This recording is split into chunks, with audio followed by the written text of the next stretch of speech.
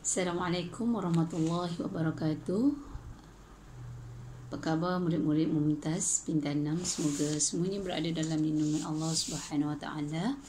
Jadi hari ini murid-murid mu'alimah nak mengajar, nak terangkan tajuk syirik daripada pelajaran tauhid. Okey. Syirik ni murid-murid ya. Baik, sebelum tu mari kita sama-sama baca doa. Bismillahirrahmanirrahim. Rabbi shrah li sadri wa yassir li amri wahlul 'uqdatam min lisani yafqahu qawli. Ar-Rahman 'allamal Qur'an khalaqal insan 'allamahul bayan. Asy-syamsu wal qamaru bihusban wan najmu wasy-syajaru yasjudan. وَالسَّمَاءَ رَفَعَهَا وَوَضَعَ الْمِيزَانَ. Amin ya rabbal alamin. Okey murid-murid ya, syirik. Kalau ikut dalam pelajaran Bintang 6, syirik merupakan tajuk kedua yang terakhir dalam muka surat 33 ya. Okey, syirik kalau menurut Al-Zabidi, syirik dari sudut bahasa bererti kufur. Maknanya orang-orang yang melakukan syirik ini hukumnya kufur. Kufur ni kafir. Okey. Manakala kalau daripada sudut istilahnya, Syekh Abdul Ar-Rahman, Syekh Abdullah Ar-Rahman Al-Sayyidi menyebut syirik ada yang menjadikan bagi Allah itu sekutu. Maknanya ini yang dimaksudkan dengan syirik pada istilah.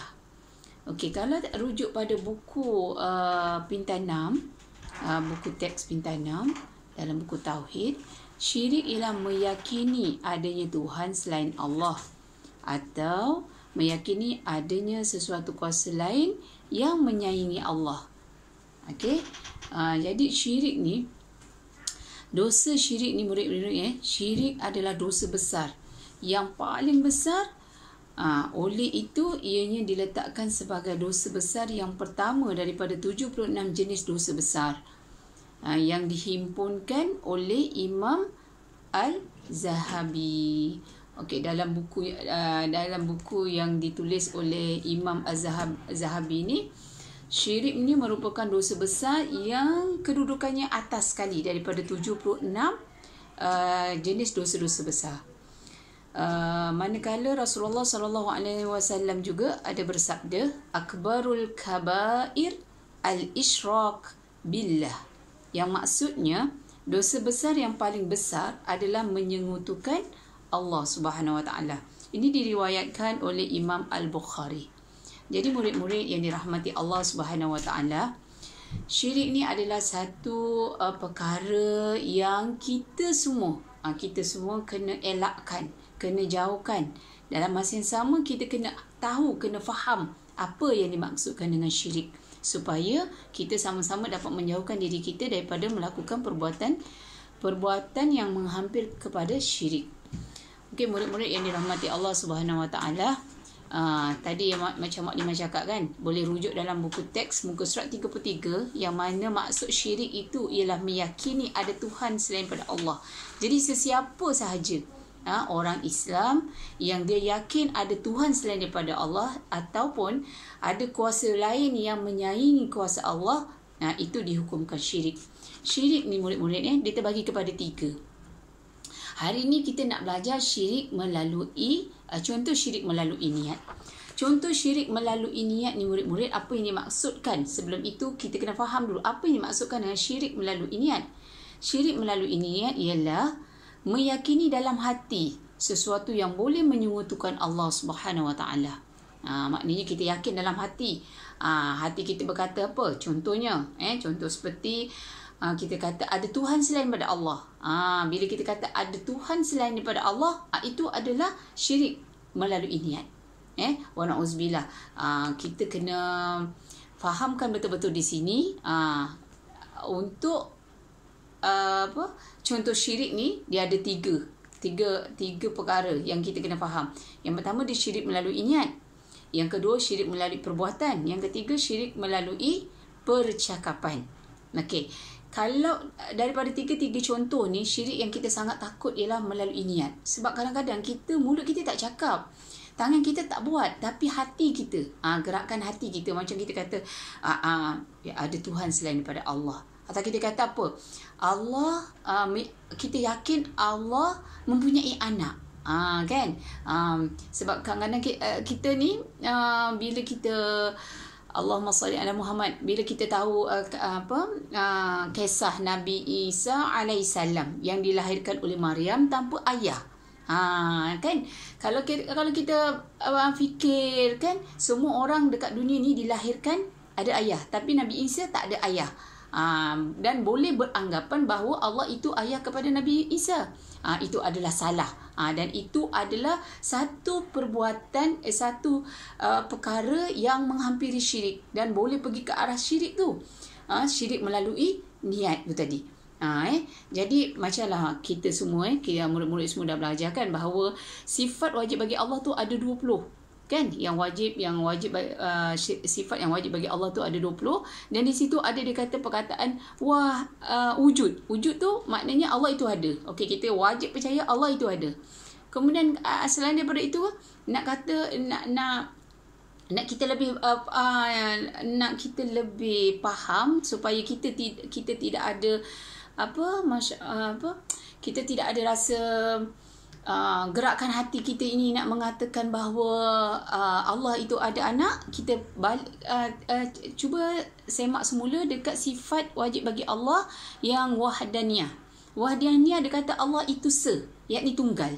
Maknanya Allah tidak ada anak, Allah tidak ada ibu ayah. Kalau kata dalam hati kita kata apa? Yakin Allah itu dilahirkan oleh ibu ayah. Itu adalah satu contoh syirik melalui niat. Kita kena faham betul-betul. Faham betul-betul sifat wajib bagi Allah yang 20 itu menyatakan bahawa Allah itu wahdaniyah, Allah itu yakni tunggal.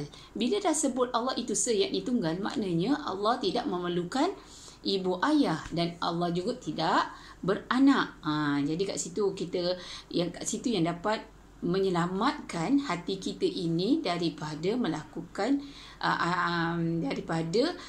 ada terdetik dalam hati kita bahawa Allah itu punya ibu dan ayah.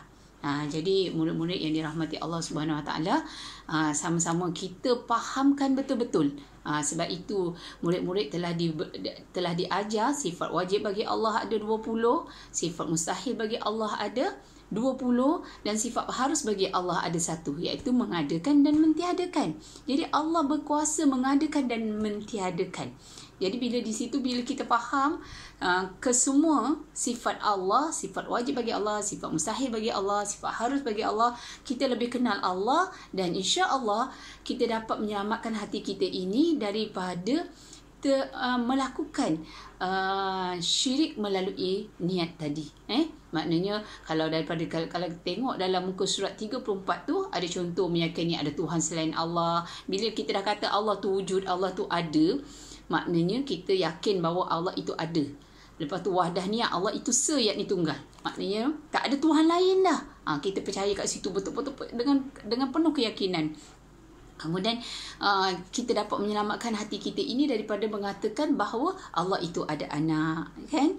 Selain daripada itu juga, kita juga dapat menyelamatkan hati kita ini daripada mengatakan bahawa Allah itu ada ibu dan ayah.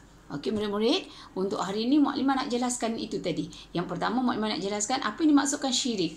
Okey, apa yang dimaksudkan syirik tadi? Iaitu yang meyakini adanya Tuhan selain daripada Allah, dan Allahumma salli ala Muhammad, atau meyakini adanya sesuatu kuasa lain yang menyaingi Allah. Itu makna syirik. Okey? Baik. Jadi Muklimah nak murid-murid ulang semula baca pengertian dia, fahamkan betul-betul dan hafalkan. Dan seterusnya apa yang murid-murid juga kena faham di sini ialah contoh syirik melalui niat tadi. Contoh syirik melalui niat ada 3, iaitu antaranya meyakini ada Tuhan selain pada Allah, meyakini bahawa Allah mempunyai anak, meyakini bahawa Allah dilahirkan ataupun mempunyai ibu dan ayah. Okey, murid-murid, itu saja untuk hari ini, insya-Allah. Untuk lain kali kita akan sambung apa dia dimaksudkan dengan syirik melalui percakapan dan syirik melalui perbuatan. Okey, wallahu a'lam. Kita sambung ke pelajaran seterusnya. Assalamualaikum warahmatullahi wabarakatuh.